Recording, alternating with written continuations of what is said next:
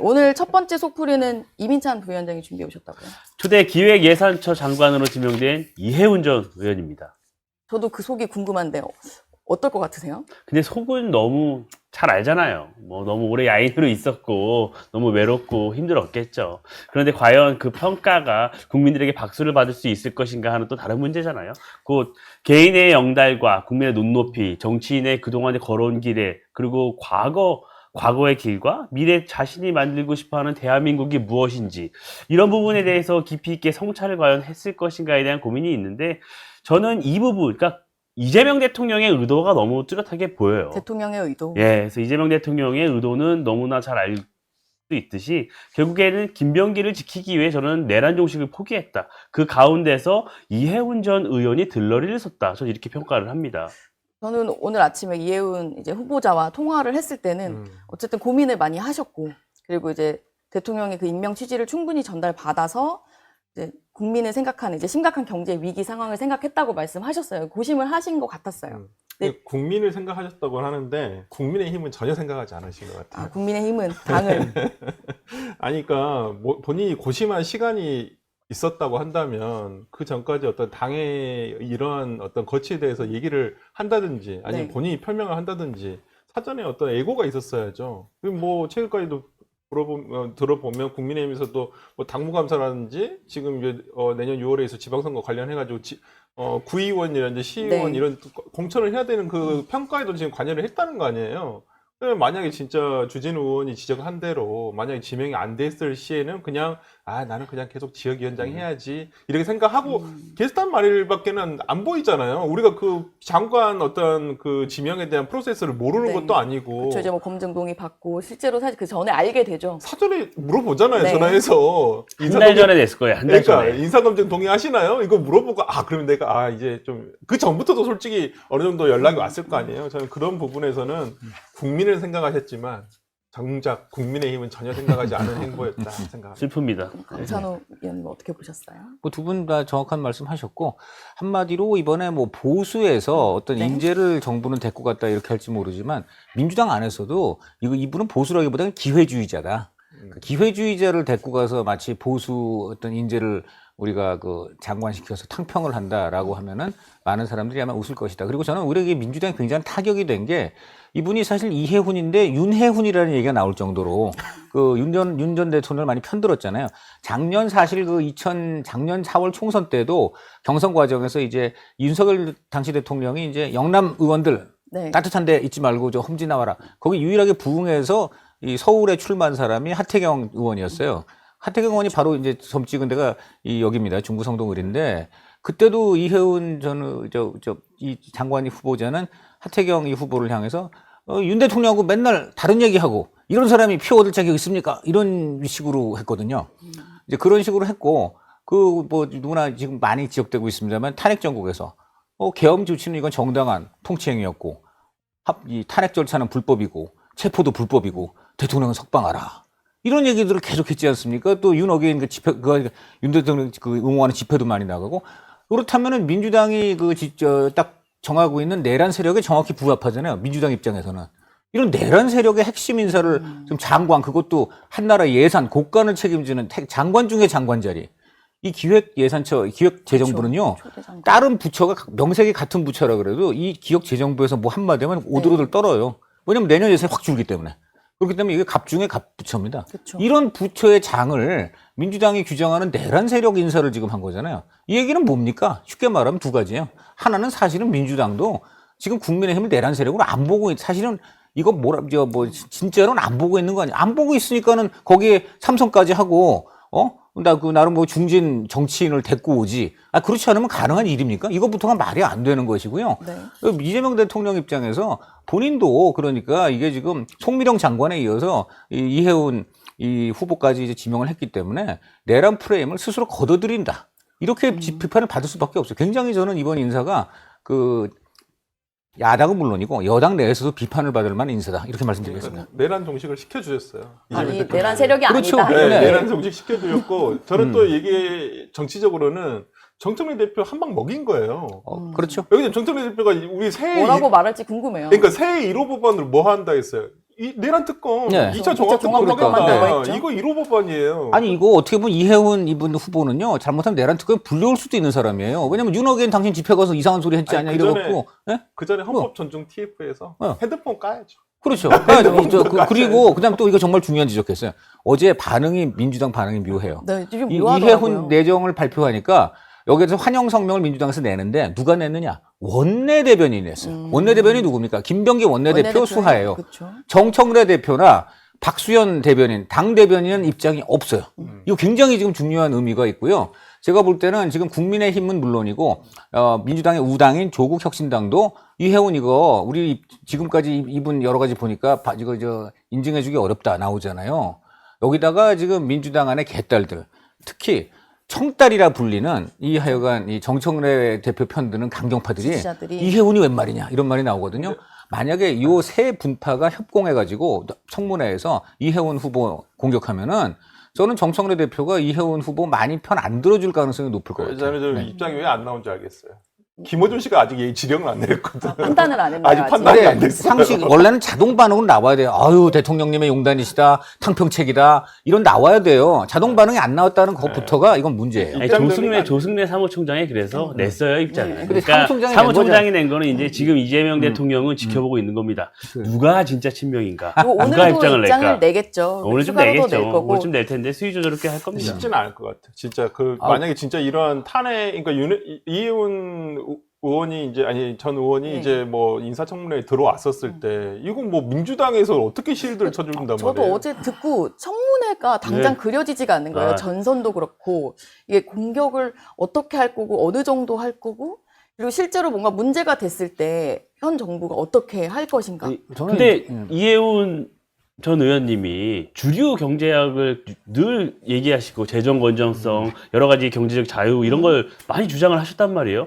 근데 그런 분이 과연 호텔 경제론을 설명할 수 있나요? 아니 호텔 경제로는 그걸 어떻게 설명할 수 있죠? 분이에요. 아니, 기본소득 그러니까. 이걸 네. 설명할 수 있나요? 할 그러니까 수가 안 되는, 없잖아요. 안 되지. 근데 저는 국민을 강조하고 있지만 전 이번 어떤 정부 조직 개편과도 맞닿아 있다고 보는 거예요. 이게 왜냐하면 재경부에서 기획예산처와 그러니까 기획재정부에서 기획예산처와 재경부를 나눴잖아요. 네. 그때 가장 크게 여권에서 막 얘기했던 게 기재부를 만들어 놓으니까 경제 정책과 예산 다 틀어지고 확장 재정에 협조하지 않는다. 나눠야 된다 했어요. 그러면 이 기획예산처를 어디에 둘 것이냐 이걸로 굉장히 의견이 분분했단 말이에요. 근데 그게 이제 총리실 산하로 갔어요.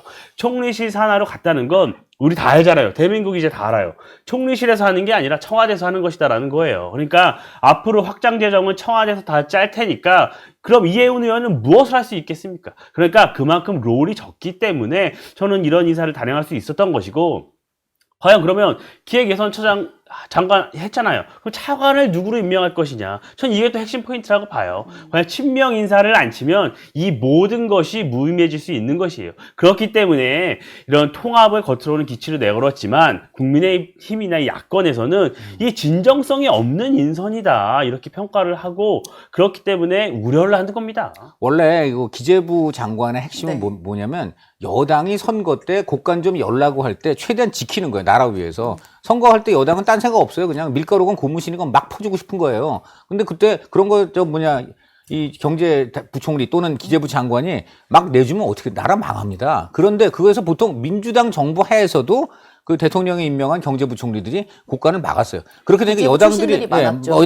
여당이 반드시 그러면 또 나중에 욕을 해요. 그래도 이제 그게 어쩔 수 없는 거예요. 그런데 이번에는 약점이 많은 사람을 시켰어. 이렇게 지금 당신이 정치인이죠, 내란 그래도. 세력 무슨 했는데도 내가 당신 지켜줘서 시켰다. 이거 하나만으로 이혜훈 장관이 되면은 이분은 약점이 많아가지고 그냥 여당 하자는 대로 안 해줄 수가 없어요. 그래서 제가 볼 때는 이분은 꼭두각시에 불과할 수도 있다. 좀 말이 지나칠 수 있지만은. 내년 지방선거를 앞두고 추경이 될 그러니까. 것인지 안 할 네. 것인지 아마 그 민생지원금 또 살포를 할 것인지 안 할 것인지에 대해서 본인이 어떠한 입장을 낼 것인지를 우리가 좀 지켜보면 될 것이고 일단 예산은 내년 예산 이미 다 짜졌어요. 그쵸, 뭐 의미가 하나도 일단은. 없어요. 그러니까 실제 예산 뭐 이혜훈 장관이 이제 지명이 이제 만약에 임명이 된다서 치더라도 내후년 예산 2027년도 예산부터 해가지고 내년 8월부터의 예산 작업을 할 때 조금 힘을 발휘할 수 있는 것이지. 글쎄요. 그리고 국무총리 씨 아까 우리 이민찬 그 대변인 잘 설명해 줬지만은 원래 이거 이재명 대통령이 대통령실로 가져가려고 했었어요. 기획 그 짜는 것을 예산 편성권을. 맞습니다. 그것을 너무 야 예산 그럼 다 하겠다고 대통령실에서 말이 안 되잖아. 그러니까 국무총리실 밑으로 놔둔 건데 뭐 국무총리실도 뭐 지금 김민석 총리가 누구보다도 지금 이재명 대통령의 뜻을 따르려고 하는데 그걸 뜻을 어긴다는 거 어렵다고 보고요. 그런 부분에서는 좀 뭐 힘 권한이 매우 축소됐다고 저는 보여요. 그러니까 이제 후보자가 그 기존에 사실 경제 정책에 대해서 해온 말과 이제 이재명 정부의 후보자가 돼서 하는 말이 사실 어떻게 다를지 아니면 뭔가 소신을 얘기할지 이제 그런 부분들이 그 말을 지금 찾기가 어려워졌습니다. 본인이 했던 말들 지금 본인 블로그니 뭐니 없애서요? 다 삭제해버렸어요. 근데 네. 이것도 말이 되는 행동입니까? 어떻게 민주국가에서 본인이 그동안 책임있게 다 해온 말들을, 지금 본인이 딱 저쪽으로 투항했다고 하루아침에 그걸 다 지웁니까? 이거는 보통 그 독재 정권에서 그런 파시스트들이 하는 행동이거든요. 본인의 모든 행적을 지운다는 거. 이거 우리 민주당이 제일 좋아하는 말이 뭔지 아세요? 역사를 잊은 민족에게 미래는 없습니다. 그래요. 본인이 지금까지 해온 정치인으로의 역사를 깡그리 부정하고 국민 보고 아예 읽지도 말라고 하는 이런 정치인, 이런 사람이 장관 돼서 책임 행정을 할 수 있을까요? 저는 이 부분은 강력히 규탄합니다. 일단 어떤 발언을 오늘부터 당장 메시지가 네. 나올 것 같은데 내용을 좀 보고 이해운 후보자 인사 때문에 다른 사실 중요한 인사들도 많았는데 네, 네. 좀 많이 묻혔어요. 오늘 설 변호사님 두 번째 속풀이를 두 다른 번째 인사로 속은 가져오셨네요. 이해운 장관을 지명한 이재명 대통령의 속입니다. 네. 네. 이게 어제 인사를 보면 대통령 정무특보가 갑자기 네. 생기고 네. 그리고 육선의 조정식 의원, 뭐 친명으로 알려져 있는 의원이 임명이 됐는데 이 부분도 사실 여러 가지 해석이 나오더라고요. 뭐 이 부분은 간단하다고 봐요. 간단해요, 오히려. 네. 추미애는 안 돼. 추미애 나비 효과라고 저는 봅니다. 아. 왜냐? 과거 이제 지금 22대 국회 상반기 때 국회의장 경선을 했습니다. 민주당에서. 그때 우원식, 추미애 두 사람이 맞붙었어요. 그때 우원식 의장이 선출이 됐잖아요. 네. 그때 당내에서 1만 명 넘게 탈당을 하고 강성 지지층이 굉장히 논란이 반발했죠. 있었어요. 근데 지금 이 추미애 이 법사위원장의 행보를 보면 대통령실에서도 굉장히 우려를 하고 있어요. 왜냐면 합의되지 않은 법안을 밀어붙이고 그렇죠. 일방적으로 상임위를 운영하고 이런 부분을 계속 보이고 있잖아요. 근데 만약에 다음 이제 후반기 국회의장 경선에서 추미애 의원이 의장이 된다. 이렇게 될 경우에는 총선을 앞두고 의회가 굉장히 시끄러울 수 있습니다. 대통령실에도 굉장히 악영향을 미칠 수 있어요. 전 그래서 조정식 의원이 전반기 때는 중간에 사퇴를 했습니다. 그래서 지금 후반기 국회의장을 준비하고 있어요. 그러니까 저는 이 부분은 대통령실에서 미리 국회의장을 낙점하고 조정식 의원에게 힘을 실어주고 있다. 이렇게 전 보는 게 타당하다고 봐요. 근데 국회의장 선거가 내년 5월인데. 네, 근데 추미애 의원은 후반기 의장을 못 나와요. 그럼요. 왜냐면 전반기에 네. 조정식 의원하고 둘이 신사협정을 했어요. 재수. 자기가 전반기 하고 네. 조정식 의원이 후반기 하자. 저는 그 신사협정을 일단 믿지 않아요. 그러니까 의회에서 그런 그러니까 쉽게 말하면 신사협정은 우리 추미애 의원이 신사가 아니다 이 얘기. 의회에서 자리를 두고는 그래서- 그게 통하지 않습니다. 그래서 제가 알기로는 경기도지사로 돌린 거거든요. 그건 그것을. 저는 근데 이 신사협정이고 뭐고 간에 그 정치적으로 사람들이란 게 다 그런 게 있는 거예요. 대통령 그때 이재명 당신은 대표죠. 그 대표였던가요? 그때 대표인가? 대표였습니다. 그 대표가 그 당시에. 이재명 대표가 가진 논란도 불구하고 추미애 후보를 밀었어요. 엄청 밀었어. 그러면 그 다음 추미애 후보가 자기 이제 그 정도 밀어줬으면 해야 되는데 안 하죠. 당대표가 미는데도 오죽 많은 그 의원들이 비호감이 있었으면 안 된 거예요. 그러면 더 이상은 안 되는 겁니다. 그러니까 거기서 이미 대통령이 기회를 줬는데 이미 본인의 무능으로 이게 안 됐기 때문에 이제 본인은 더 이상 할 수가 없는 게 맞는 것이고 그러다 보니까 지금 누가 봐도 나 경기도지사 나간다 하는 이런 지금 모양새고 저는 이걸 볼 때 만약에 굳이 국회의장 놓고서 누구는 안 되라고 하면 박지원은 안 되죠. 저도 그 네. 생각이에요. 왜 그러냐면 최근에 요즘 재밌는 게 박지원 의원이 정청래 대표 편을 무작정 들어요. 며칠 전에 김병기 원내대표 문제에 대해서 뭐라 그랬냐. 본인이 억울한 것도 있겠지만 처신을 좀 생각해 봐야 된다. 아예 대놓고 이래버렸고 얼마 전에 또 뭐 했습니까? 김민석 당과 나라를 위해서 서울시장 나가야 된다. 원래 김민석 우리 DJ 동교동 밑에서 처음 정치 시작했다. 나랑 건너간 만나가지고 김민석 서울시장 나가게 설득할 거다 이랬습니다. 그거 대통령실 생각하고 다르거든요. 대통령실은 김민석 내년에 당대표 경선 나와서 정청래 무너뜨리고 친명 당체제 만들어달라는 거예요. 그런데 그 상황에서 정청래 대표가 원하는 건 당연히 김문석 총리는 서울시장 나가서 자기 경쟁 상대 안 되는 거거든. 당대표가 이거를 아니고. 박지원 의원이 대놓고 그런 식으로 이제 밀었기 때문에 누가 봐도 지금 박지원 의원은 이미 친명과 대통령 의중은 조정식이구나.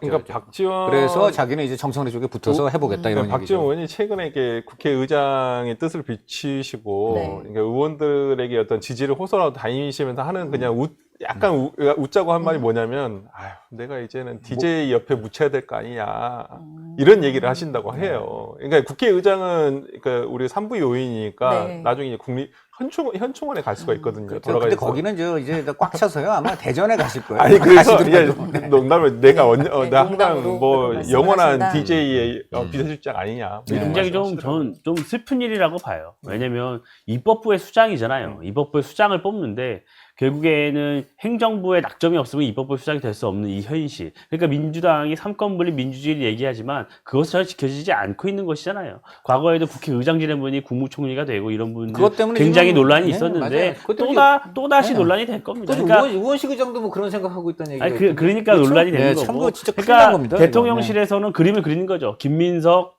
당대표, 음. 조정식 국회의장 그렇죠. 이렇게 네. 해서 후반기 의회를 운영하고 우리가 총선 승리로 나아가겠다. 그리고 이재명 정부 후반기를 뒷받침시키겠다는 거예요. 저는 이한주 정책특보 임명도 네. 굉장히 눈에 띄어요. 이한주 이분이 직전 직책이 뭔지 아십니까? 직전 직책이 국정기획자문위원회. 그 전에 전에. 좀 그 전에 당에서 뭐 맡은 게 있었어요. 당에서 연구원장 그거 하시죠. 했잖아요. 민주연구원장. 민주연구원장. 네. 민주연구원장한테 너무나 이렇게 눈에 띄는 일이 있었는데 민주연구원장 누가 시켜줬습니까?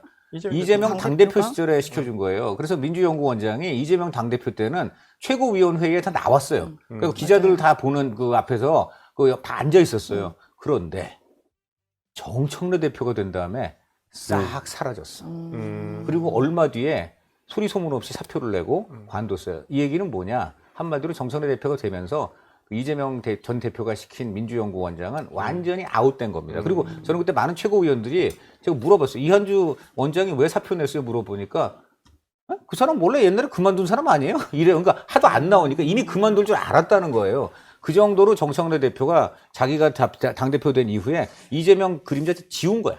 그랬는데 이번에 다시- 거기에 대해서 결국 이재명 대통령이 확실하게 대통령실에 이렇게 앉힌 겁니다. 이것도 지금 보면은 어떻게 보면 이것도 명청 전쟁의 한 그 양상으로 볼 수가 있습니다. 이것도. 저는 근데 이 부동산 시장에 주는 영향이 굉장히 우려가 돼요. 그렇죠. 왜냐면 이한주 이 신임 특보가 원래 어린이날에 두 아들한테 부동산을 선물해서 논란이 됐던 분이잖아요. 이분 이제 부동산 많다고 들었는데. 부동산도 많고 네. 아들과 같이 부동산 회사를 만들어서 임대업도 하시고 또 청담동에 딱지 사놨다가 거기 한 번도 안 살고 거기 지금 으리으리하게 지어진 집이 있거든요. 네. 거기 들어가신다 그러고 굉장히 논란이 됐습니다. 그래서 이분이 국정기획자문위원장에서 물러나고 공직 안 맡겠다는 얘기도 있었어요. 근데 경제인문사회연구 이사장을 앉히잖아요. 저는 그게 테스트베드였다고 봐요. 딱 임명했을 때 여론이 그렇게 나쁘지 않네? 그러니까 이재명 대통령이 볼 때는 여론이 나쁘지 않았던 거예요. 그러니까 이 정책 특보란 자리를 앉히고 저는 이 인선은 결국 이재명 정권 후반기를 준비하는 것이다라고 봅니다. 그러니까요. 이분은 성남 경기 라인이기 때문에 후반기에 더 좋은 자리 공직을 줘서 마무리를 하기 위한 포석이다라고 아니 봐요. 어제 보니까 그래서 기사에 되게 특이한 게 대통령 정무특별보좌관과 정책특별보좌관은 뭐 그 임금이요 무임금 그냥 자문하는 어떤 봉사직이다. 네, 그렇게 설명. 그걸 굉장히 강조를 하더라고요. 그래서 마치 이게 큰 권력이 없어 보인다 이런 보수도 식으로 받지 않고. 예, 보수도 받지 않는 직이라고 하는데 글쎄요 대통령. 근데 이 정책, 네. 이 특별보좌관은 그 대통령실 그 규칙에 따라서 급여도 뭐 줄 수도 있고 사무실도 줄 수도 있고 그때마다 다 다르게 운영할 수 있기 때문에 언제 어떻게 바뀔지는 알 수가 없어요. 일요일 오후에 발표된 인사로 지금 정말 계속 얘기할 수 있을 것 같은 상황인데 민주당 내부 얘기도 해봐야 돼서 강찬호 의원님의 네. 속풀이 이야기도 한번 들어보겠습니다. 누구 속이 자, 궁금하시죠? 누구 속이 이거는 궁금하십니까? 사실 저는 첫머리에 올랐어야 될 주제인데 맞아요. 바로 좀 전에 관심이 이제 우리가 많았죠, 주말에도. 열변을 토하게 된 그 이해훈 장관 후보 지명 때문에 그렇게 밀려났는데 그 점에서는 이재명 대통령의 수가 하루는 통한 것 같아요. 그런데 하루만 통하고 되지 않을까. 왜냐하면 지금 계속 의혹이 속속 나오고 있는데 김병기 원내대표입니다. 네. 자, 김병기 원내대표 내일 이제 30일 날 거취를 표명하는 그렇죠. 입장을 입장을 내기로 밝히겠다. 했는데 오늘 아침에 또 지금 한겨레 신문 딴 데도 아니고 또 네. 한겨레입니다. 한겨레 오늘 또 세상에 이제는 보좌관들하고 구의원하고 그리고 또 특히 그 유명한 여사님 지금 동작에 뭐뭐뭐란 얘기까지 나오는 그 여사님입니다. 그 김병기 원내대표 부인인데 그 부인이 함께 톡방을 운영했다는 거 아니에요. 그리고 거기 보니까 여기 뭐 어디에 무슨 동네에 뭐 골프장 조성된다는데 이거 알아보세요. 그다음에 아니 우리 남편 지금 보니까는 뭐 공천 검증위원장 활동하는데 이거 관련해서 비판하는 글이 올라왔다는데 이건 뭐예요? 네 알겠습니다 사모님 알아보겠습니다 사모님 구의원들이 사모님 하면서 이거 민주당이 그렇게 비판한 어느 여사님과 똑같지 않습니까? 아니 그거 더한 거 아닌가요?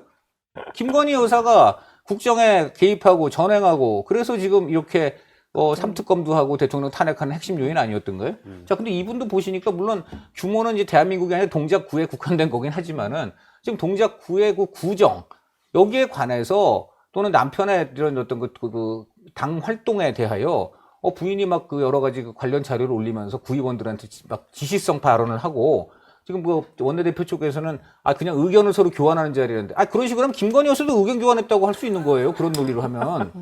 그렇지 않습니까? 사모님이 김건희 여사도 나 이거 내가 왜 기소가 되는지 이거 이상하네 알아봐 주세요. 의견한 거 아니냐 이렇게 할 수도 있는 거 이런 논리로 하면 말도 안 되는 논리인데 이런 게 나오는데 자 그래서 포인트는 뭐냐면 과연 내일 그럼 김병기 원내대표가 어떻게 나올 것이냐 현재까지 취재한 바에 따르면 일단 버틴다. 취재한 바에 따르면 네, 일단 지금 버티기로 했고 현재까지 나온 것은 네. 김영란법 위반이라든가 이런 수준 아니냐. 그러니까 이것을 물론 뭐 잘한 건 아니지만은 그렇다고 원내대표직을 수행하지 못할 정도는 아니지 않느냐라는 약간 좀 이야기가 어려운데 이런 논리와 함께 속내는 무엇이냐.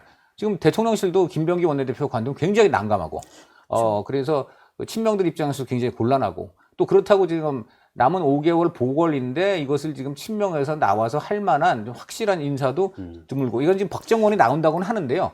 그 여러 가지로 보니까 참 난감해서 이제 이런 게 나온다고 봅니다. 그런데 제가 볼 때는 이 가장 큰 문제는 뭐냐? 계속 기사가 더 나올 것 같습니다. 그러니까 당내에서 논란이 이렇게 커지면 사실 어느 쪽에서 목소리가 나오기도 하고 이게 방향성이 생기는데 방금 말씀하신 것처럼 당내에서 약간 말하기도 조금 주저하고 아니요, 근데 좀 대놓고 이제 정청래 대표가 얘기했잖아요. 얘기를 사과합니다. 했죠. 공식 거치 기자회견에 표명이 얘기를 있을 했죠. 겁니다. 네. 김병기 나가라는 얘기. 나가는 얘기죠. 네. 하지만 그 이후에 뭔가 제대로 불도 붙지 않고 서로 이게 방금 눈치 보는 아니 거지. 이거는 지금 보는데. 전쟁이니까 네. 양극이 붙은 거예요. 네. 정청래 대표가 대놓고 얘기한 네. 거고요. 그다음에 지금 대통령실이라든가 김병기 원내대표 그리고 친명들은 딱 거기에 침묵으로 우리는 못 나가겠어라고 화답을 한 거예요. 지금 그렇게 되니까 그 중간에 있는 의원들 입장에서는 지금 아닌 말로 양극이 붙은 거예요. 옛날로 치면 미국하고 소련이 붙었는데 그러면 뭐 조그만 나라들이 눈치만 보지 뭐 입장 냅니까? 그런 거 비슷한 거예요. 지금 뭐 네. 새로 예를 들어서 지금 뭐 후속 그 원내대표가 만약에 물러나게 된다면 네. 나오실 분들 하마평에 오르시는 분들이 뭐 박정, 백혜련, 네. 한병도, 조승래 의원 그쵸. 있잖아요. 다 사무총장. 친명이 아니에요. 이분들이 대부분 과거의 그러니까 과거 구주류고 친문이었었고 그런 분들에서 이분들이 오는 거에 대해서 누가 달고 가겠습니까? 꼴찌가 보충 설명해드리면요. 정확히 말하면 친문입니다. 그 한병도 같은 경우는 지금 그렇죠. 친문이고 한병도 의원이 가장 물망에 오르고 있는데 정청래 대표 의중도 한병도라는 얘기가 있고요. 그리고 그 의중에는 문재인 전 대통령 또 양정철 등 3철이 지금 벌써 움직이고 있다. 이런 얘기가 있습니다. 지금 민주연구원장 아까 말한 대로 네. 이한주를 날리고 거기 지금 새로 민주연구원장을 알친 분이 이대영인가 그분인데 그분은 누구 측근이냐면 양정철 측근이에요. 지금 그래서 정청래 대표가 움직이고 있는 여러 가지 이제 이 캠페인의 배후에는 문재인 전 대통령과 그 핵심 휘하인 삼철. 최근에 양정철 전해철이 누구죠? 그 문재인 전 대통령을 예방했다는 얘기도 있잖아요. 그래서 지금 크게 지금 이른바 친문이 움직이고 있습니다. 그 관점에서 한병도 원내대표 이제 안치기 프로젝트가 추진되고 있다. 그러면 이제 내년에 혹시나 있을지도 모르겠는데 지방선거에서 같이 이루어질 그 국회의원 재보궐에 지금 안상갑인가 양문석 의원 지역구가 지금 비일 수도 거기에 있거든요. 지금 김남국 의원 비서관 안 친다는 거 아니에요? 김남국 의원이 갈지. 그거는요. 원래 그 안산에서 지역구 의원을 또 전해철 의원이 지금 뭐 다시 전해철 의원이 다시 나오기는 굉장히 좀 힘들 거고요. 네. 왜냐하면 이재명 대통령이 전해철 의원한테는 극도의 증오심을 갖고 있기 때문에 그렇죠. 그것은 어렵고요. 아니 제가 볼 때는- 한간에는 네, 정청래 대표가 그 전해철 의원을 민다는 얘기도 있었거든요. 누구요? 네, 정청래 대표가. 그건 맞는데요. 네. 전해철 만약에 전후 의원이 나온다면 그건 정면 충돌입니다. 굉장히 그렇죠. 전쟁하자는 거라서. 그거는 왜냐면 이재명 대통령도 인간이기 때문에 인간적인 어떤 감정이 있을 수 있는 부분이 있거든요. 그래서 그건 굉장히 어렵다고 보고요. 그러니까 여권 저는 커뮤니티에서 그 얘기가 계속 돌았어요. 또 친문이냐, 네. 친문이 배후에 있다는 그 얘기가 굉장히 며칠 전에 저는 돌았어요. 김남준 우리 대변인? 그 대변인하고 이재명 대통령이 개항을 해서 또 예배를 같이 받잖아요. 네. 이거는 그야말로 김남준 대변인 개항을 보내겠다는 아니, 그러면 신호로밖에 보이지 송영길 대표는 않죠. 어떻게 해요? 네? 그러면 송영길 의원은 어떻게 해요? 민주당 아니잖아요. 송영길 의원은 소나무당이잖아요. 소나무당이니까 거기는 민주당 이제 그 당적이 찬바람을 민주당이- 이제 견결히 맞아내는 소나무처럼 처신하시면 될 것 같고요. 네. 그럼 강찬호 위원이 취재한 바에 따르면 예. 일단 내일 버틴다라는 현재까지는 말씀이잖아요. 그렇습니다. 근데 이제 오늘 또 어떤 기사가 쏟아질지 모르겠습니다. 왜냐하면 지금 버틴다는 기류가 이제 벌써 알려지고 있기 때문에 아마 그러면 그 김병기 원내대표를 공격하기 위해서 여러 가지 실탄을 준비했던 언론 일각에서 또 다른 기사가 나오지 않을까. 뭐 이런 얘기도 또 아니, 나오고 있죠. 이해훈 전 의원 이 인선이 네. 왜 갑자기 나왔겠습니까? 저는 이런 친문이 있다, 이런 명청 대전 가운데서 그러면 우리가 뭘 해야지 이게 좀 물타기가 될까? 이런 고민을 했던 거예요. 그 과정에서 인선이 나온 것이고, 그런데 이 물타기가 물이 제대로 안 타져요. 왜냐면 김병기 원내대표에 대한 이 의혹이 너무 진해요. 그러니까 물을 웬만큼 타서는 이게 물타기가 안 되는 상황이에요. 그렇기 때문에 지금 근데 이 의혹이 계속 쏟아지고 있어서 계속 진해지고 있잖아요. 제가 듣기로는 오늘 내일 중에 더 큰 게 나온다고 해요. 그러니까 더욱더 치명적인 김병기 원내대표의 여러 가지 의혹이 추가로 나올 거기 때문에 저는 과연 내일 버틸 수 있을까라는 좀 생각이 들고, 아까 그 문자 말씀하셨잖아요. 그 네. 한겨레 보도. 그걸 보고 굉장히 제일 의아했던 건 그 단톡방 안에 김병기 원내대표가 있더라고요. 그렇죠. 같이. 네. 같이 있고, 사모랑 같이 있고, 구의원분들이 있어요. 그렇죠. 거기서 부인이 구의원들에게 막 지시하고 네. 이런 거를 김병기 원내대표가 다 지켜본 거예요. 전 너무 황당하더라고요. 윤석열 그분이. 대통령 굉장히 비슷하네요, 보니까. 같은 선은 아니지만 예, 그것만 보면 제가 한 가지만 그리고 좀 친명들 기류를 지금 네. 말씀드리면 요즘 그 말을 회자한다 그래요. 그러니까 청로 명불. 홍로명불. 그러니까 친청이 하면 로맨스, 친명이 하면 불륜. 뭐냐? 지금 그 정청래 대표가 장경태 의원, 최민희 의원 이 사람들 보니까 뭐 한 사람은 성범죄 의혹, 또 한 사람은 결혼식 축의금으로 뭐 네. 이른바 뭐 성추행 뇌물 의혹, 싹쓸이 네. 의혹 이런 건데 이게 지금 죄질이 김병기 원내대표보다 훨씬 무겁다라고 보는 게 친명 의원들의 입장이에요. 그런데 이분들은 지금 감찰하겠다는 말만 했지 지금 서울시당 위원장 등 요직을 다 유지시켜주고 정청래 있단 대표의 말이에요. 태도가 다르다는 완전 말씀이신 다르다는 거죠? 겁니다. 그래서 이렇게 불공평하게 자기 편만 감싸면서 김병기 원내대표는 본인이 아직 입장도 안 정했는데 대신 사과하고 거취 표명이 있을 것이다 해서 사실 나가라는 이런 얘기를 한 것 때문에 굉장히 지금 정청래 대표에 대한 불만과 이런 게 많다 말씀드립니다. 민주당 내부에서도 여러 가지 고민이 많을 것 같은데 일단 내일 원내대책회의에서 김병기 원내대표가 뭐라고 할지도 봐야 할 것 같고요. 오늘 일단 시원한 뭔가 속풀이가 되셨을지 모르겠습니다. 여기까지 하겠습니다. 감사합니다. 감사합니다.